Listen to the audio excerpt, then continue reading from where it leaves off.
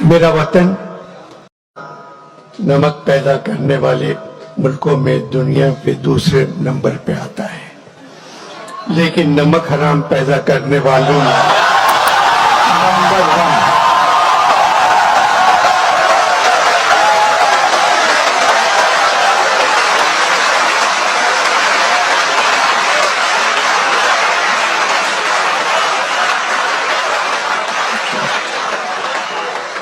لیکن نمک حرام پیدا کرنے والوں میں نمبر 1 ہے۔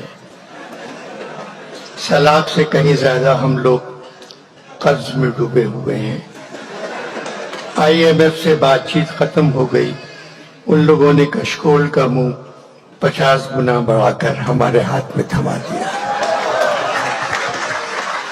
اب کیا کریں؟ امیر پریشان ہے کہ ڈالر مہنگا ہو گیا، غریب پریشان ہے روٹی مہنگی ہو گئی۔